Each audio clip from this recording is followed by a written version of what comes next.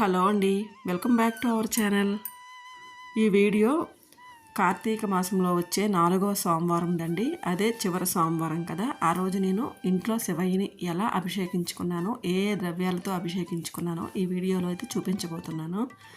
ముందుగా అయితే పంచామృతాలతో అభిషేకం చేయించుదామని చెప్పేసి చక్కగా ఇలా పంచామృతాలను అయితే ఇలా అన్నీ కలిపేసి ఒక గ్లాస్లో ఇలా సిద్ధం చేసుకున్నానండి. విడివిడిగా అయితే నాకు ఎందుకో ఎక్కువ చుట్టుపక్కలంతా అన్నీ పేర్చేయాలి, అన్నీ ఒకే గ్లాసులో వేసుకుంటే నాకు బెస్ట్ అనిపిస్తుంది. తర్వాత మా వారేమో బిల్వ పత్రాలు తీసుకొచ్చారనమాట, కొంచెం ఎక్కువే. చక్కగా బిల్వ పత్రాలు ఉన్నాయి కదా, బిల్వ పత్రాలతో అష్టోత్తరాలు కూడా చదవచ్చు అని అనుకుంటున్నాను. అయితే ఈరోజు ఏంటంటే నేను పూజ చేసుకోవడం, మా వారు ఈరోజు కొంచెం ఫ్రీగా ఉన్నారనమాట. అందుకనే ఆయనతో పూజ చేయించుదామని చూస్తున్నాను. ఎందుకంటే కార్తీక సోమవారం అంటే అది వర్కింగ్ డే కదండి, వాళ్ళకి ఎప్పుడూ హాలిడే ఉండదు. నిన్న ఏదో లక్కీగా కొంచెం టైం దొరికింది కదా అని చెప్పేసి ఇంకా ఆయనతో నేను అభిషేకం అయితే చేయిస్తున్నాను. ఆయనకైతే జస్ట్ ఓం నమశివాయ ఓం నమశివాయ అని అనుకోమన్నాను. నేనైతే మాత్రం మహామృత్యుంజయ స్తోత్రం చదువుతూ పక్క నుంచి ఆయన చేత అభిషేకం చేయిస్తున్నాను అనమాట. అలా పక్క నుండి మనం డైరెక్షన్ ఇస్తుంటే వాళ్ళు అలా చేస్తున్నారనమాట అమ్మవారు. ఎందుకంటే వాళ్ళకి ఈ తంతులన్నీ తెలియవు కదండి, మనం అంటే నిత్యం ఏదో చేస్తూ ఉంటాం కాబట్టి మనకు తెలిసినంత పూజల విషయంలో వాళ్ళకి తెలియదు. ఇంకా అన్నీ నేను ఎలా చెప్తుంటే అలా చేశారనమాట. నాకు నిజంగా హ్యాపీ అనిపించింది. ఎందుకంటే పాపం ఎప్పుడు హడావుడి జీవితం, బిజీగా ఉంటుంది. వాళ్ళ వర్రీస్ వాళ్ళకు ఉంటాయి, టెన్షన్స్ ఉంటాయి. ఆ టెన్షన్స్తో కాసేపు ఆ టెన్షన్ ఫ్రీగా కాసేపు దేవుని సన్నిధిలో ఆధ్యాత్మికంగా గడిపితే ఆ మనశ్శాంతి వేరండి. ఇది ఒక మెడిటేషన్ అనమాట. ఎందుకంటే ఇంకెటూ మనసు వెళ్ళదు, హర్రీబర్రీగా ఉండరు. పూజలు అయితే మనశ్శాంతి కోసం చేస్తాము అని అనుకుంటాం, కానీ మనశ్శాంతిగా ఉన్నప్పుడే మనం పూజ అయితే ప్రశాంతంగా చేయగలుగుతాం. ఇదైతే నేనెప్పుడు అనుభవిస్తున్న నా అనుభవం అనమాట. మనం మనశ్శాంతిగా, ఆరోగ్యంగా, హాయిగా ఉన్నప్పుడే ప్రశాంతంగా పూజ చేసుకోగలుగుతాం. మన మనసులో వర్రీస్ ఉంటే మాత్రం మనం ప్రశాంతంగా పూజ చేయలేం. మనం అనుకుంటాం పూజ చేస్తే ప్రశాంతత వస్తుందని. ప్రశాంతంగా ఉంటేనే పూజ చేయగలుగుతామండి. అయితే పూజలు కూడా ప్రశాంతత కోసమే చేస్తాం, కానీ ఆ భగవంతుడు మనకు ముందే ఆ ప్రశాంతత ఇవ్వాలి. ఇస్తేనే మనం పూజకి సిద్ధమవుతాం అన్నమాట. ఇంకా నేనైతే మా వారితో అభిషేకాలన్నీ చేయించేసిన తర్వాత ఇంకా శివయ్యని శుభ్రంగా నేను శుభ్రపరచుకొని ఇంకా ఆయనతో నేను పక్క నుండి అష్టోత్తరాలు చదువుతూ ఉంటే ఆయనేమో బిల్వ పత్రాలతో అర్చన చేశారనమాట. మగవాళ్ళనైనా సరే వాళ్ళు ఇష్టపూర్వకంగానే కూర్చోబెట్టాలండి. బలవంతంగా కూర్చోమంటే కూర్చోరు కదా. నేనైతే ముందు అడిగాను, ఇలా అనుకుంటున్నాను, ఖాళీ ఉంటే పూజ దగ్గర కూర్చుంటారా, నేను చదువుతాను అని అంటే ఓకే అన్నారు. కాబట్టి కూర్చోబెట్టగలిగామండి. వాళ్ళకి ఏదో పని ఉంటే, హడావుడిగా ఉంటే ఇలా పూజ దగ్గర వచ్చి కూర్చో, పూజ చెయ్యు అని అంటే అది కుదరని పని అండి.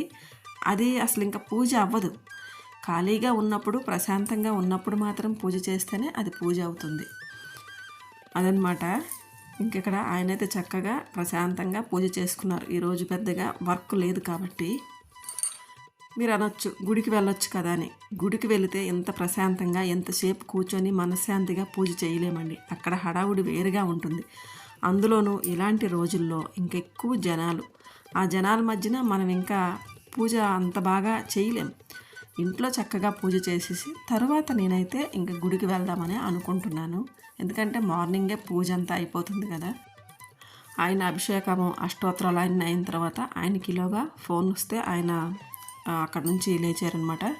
ఇంకా నేను మిగతా పూజ పూర్తి చేశారనమాట.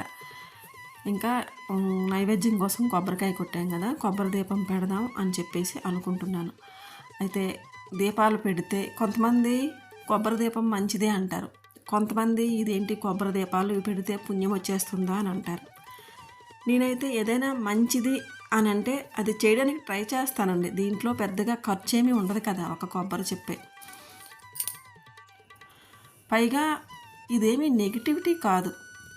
కొబ్బరికాయ అనేది మంచిదే కదా, అందులో కాస్త నెయ్యి పోసి దీపం వెలిగించుకుంటే మంచిదే కదా అని నాకు అనిపించింది. ఇంకా మీకు ఇక్కడ చూపించిన కదండి విక్ హోల్డర్, ఒత్తులు పెట్టుకునే హోల్డర్, అది చాలా బాగా యూజ్ అవుతుందండి ఇలాంటి కొబ్బరి దీపాలకి అలాంటికి. అందులో 3 ఒత్తులు పెట్టేసి చక్కగా అలా మధ్యలో పెట్టేస్తే కనుక చక్కగా వెలుగుతుంది. ఒక్క బొట్టు కూడా నెయ్యి మిగలదండి. నెయ్యి కానీ నూనె కానీ మిగలదు. చాలా బాగా యూజ్ అవుతుంది. నేనైతే అవి అమెజాన్లో తెప్పించాను. చాలా బాగుందండి. ఎవరికైనా అవసరమైతే కనుక నాకు లింక్ పెట్టమని అడిగితే పెడతాను నేను. అంత యూజ్ అవుతున్నాయి అవి. పెద్ద కాస్ట్ కూడా ఏమీ ఉండవండి. ఒక 6 ఎన్నో వస్తాయి ఒక ప్యాకింగ్లో. అలా తీసుకొని నేను ఇంకా చక్కగా ఇలా కొబ్బరి దీపం అయితే వెలిగించుకున్నాను. ఒక చెక్కలు. ఒక పని చేయడం ద్వారా మనకు మనసుకి శాంతిగా ఉంటుంది, మనకు ఆనందంగా ఉంటుంది అంటే దాన్ని కొట్టి పారేయకుండా చేయడమే మంచిదండి. అయితే ఎప్పుడు అది సమాజానికి హితవుగా ఉండాలన్నమాట. ఎవరికి దానివలన ఇబ్బంది కలగకుండా ఉండాలి. అలాంటప్పుడు ఆ పని మీరు మనశ్శాంతి కోసం చేసుకోవచ్చు. నేనైతే అది తప్పు పట్టను. ప్రతిదాన్ని మనం తోసిపుచ్చేయకూడదు, అలాగని ప్రతిదాన్ని మనం యాక్సెప్ట్ కూడా చేయకూడదు. దాంట్లో మంచి చెడు గ్రహించి మనం పూజ చేసుకుంటే చాలా మంచిది. ఆ దీపం పెడితే ఈ తప్పు, ఈ దీపం పెడితే ఒప్పు, ఇవన్నీ కాదండి. అది ఎంతవరకు మంచిది ఏంటి అనేది కొంచెం ఆలోచించగల శక్తి ఉంటే కనుక పెట్టుకుంటే చాలా మంచిదే. సోషల్ మీడియాలో అయితే ఈరోజు కొంతమంది పెట్టమని చెప్తారు, కొంతమంది పెట్టొద్దని చెప్తారు, కొంతమంది ఇదే అని చెప్తారు, కొంతమంది అదే అని చెప్తారు. ఎలాగైనా సోషల్ మీడియా ఎఫెక్ట్ అయితే మన మీద చాలానే ఉంది. అందుకని నేనైతే నాకు తోచినట్టు నాకు బాగుంది అనిపిస్తే నేనైతే తప్పకుండా చేస్తాను. ఇక్కడైతే పూజ అంతా అయిపోయింది. మంగళహారతి కూడా ఇచ్చేసానండి శివయ్యకి. ఇంకా ఈరోజు సింహాచలం వెళ్దామని చెప్పేసి రెడీ అవుతున్నాం అనమాట. పూజ కోసం అక్కడ వీలైతే ఒక్కొక్కసారి గుడి బయట దీపం పెట్టడానికి ఉంటుందండి కార్తీక మాసంలో. ఇంతకుముందు నేను చాలాసార్లు పెట్టాను. అందుకొంచమని అక్కడ నెయ్యి, దీపాలు, తర్వాత పళ్ళు అవి పట్టుకెళ్ళనండి. ఎందుకంటే వాళ్ళు కూడా తుడిసేసి పడేస్తారు, వేస్ట్ చేయడం ఎందుకని. బెల్లం ముక్కలు, తర్వాత కొన్ని ఆకులు దీపం కిందకి, తర్వాత పసుపు, కుంకుమ ఇవన్నీ ఒక బ్యాగులో వేసుకొని వెళ్తానమాట. అలాగే బయలుదేరైతే వెళ్ళిపోయాం. ఇంట్లో పూజ అయిన తర్వాత ఇంకా గుడిలో ఆ దీపాలు పెట్టడం, అవన్నీ దీపాలు అయితే పెట్టానండి. అవన్నీ మనం షూట్ చేయడానికి అవ్వదు కదా, ఫోన్లో ముందే తీసుకొని పక్కన పెట్టేస్తారు కదా. ఈ పెద్ద గుడుల్లో మనకి ఫోన్ అలౌ చేయరు. అందుకని ఇంకా అవన్నీ అయితే వీలు పడలేదు. కానీ చక్కగా పూజ అయితే అయ్యిందండి. ఇదండి నా 4వ సోమవారం పూజ.